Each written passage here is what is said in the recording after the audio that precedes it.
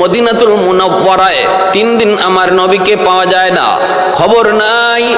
এশার নামাজ নবী পড়াইছেন, ফজরের নামাজে নবী নাই, তালাশ শুরু করা হলো, নবী নাই।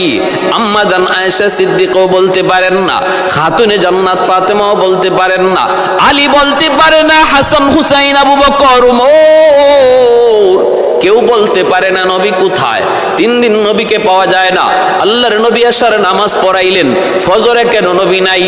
মদিনার মধ্যে হইচই পড়ে গেল। একদিন চলে গেল, পুরা দিন চলে গেল, নবীর খবর নাই। দ্বিতীয় দিন চলে যায়, আল্লাহর নবীর খবর নাই। সাহাবায়ে কেরামের মধ্যে কান্নার রুল পড়ে গেল। এইদিকে হাসান হুসাইন কান্দে, খাতুনে জান্নাত মা ফাতেমা কান্দে, আম্মা জানেরা কান্দে। মদিনার মধ্যে কান্নার রুল সবার অন্তরে বয়ে ঢুকে গেল। তাহলে কি আমার নবীকে মুনাফিকের দল কোথাও তারা শহীদ করে ফেললো নাকি? আমার নবীকে শহীদ করে ফেললো নাকি? সাহাবায়ে কেরামের ভিতরেও কান্না।